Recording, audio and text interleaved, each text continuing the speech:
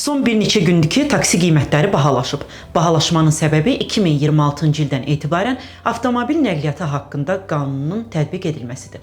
Qanuna əsasən taksi minik avtomobilləri ilə sərnişin daşıma ancaq buraxılış kartında müəyyən edilmiş ərazi hüdudları daxilində sifariş qəbul edə bilər. Taksi fəaliyyəti üçün buraxılış kartları iki əsas zona üzrə verilir. Bakı şəhəri üzrə və regionlar üzrə.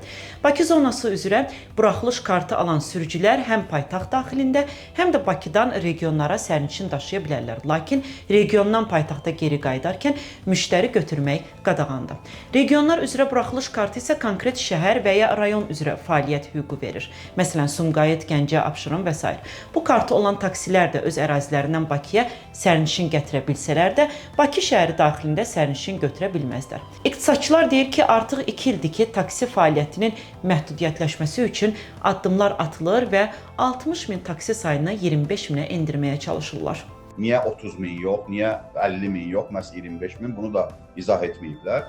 Və nəticə itibarilə bütün bu regulyativ aktlar nəyə xidmət eləməlidir? Vətəndaşın məmnuniyyətinə. Amma bizdə əksi baş verir, bizdə qiymətlər qalxır, keyfiyyət aşağı düşür və nəticə itibarilə də vətəndaş məmnuniyyəti azalır.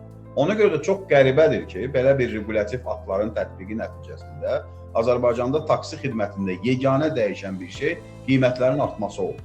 İndi bu cərimələrin də sərtləşdirilməsi və qonşu şəhərlərə, Sumqayıta məsələn o kartların tətbiq olunmaması həm də nədən xəbər verir? Ondan xəbər verir ki, indi regional yanaşma olacaq. Məsələn, onda belə çıxır ki, Sumqayıt üçün ayrıca kartlar olacaq, Gəncə üçün ayrıca, Şəki üçün ayrıca. Yəni bununla da bağlı bir belə deyək, aydın ifadə olunmuş fikir yoxdur.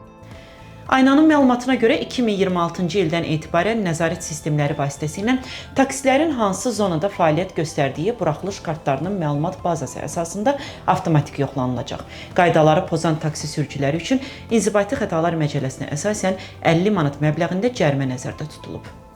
Rəsmi şəxslər bununla bağlı açıqlamalar verərkən Bakıda tıxacların azalacağı ilə bağlı belə bir məlumat vermişlər, amma bunun tam əksini görürük də. Bakıda tıxaclar azalmır və tıxacların səbəbi də heç də taksilər deyil. Bundan başqa da bu tutalım 60 min taksi xidməti var idi. Bu 25 minə düşəcəksə, bu 35 min avtomobil göyə uçmayacaq, kosmosa getməyəcək ki, yenə Bakıda olacaq da. Bunun tıxaclara təsirin hansı formada ciddi bir təsiri ola bilər ki?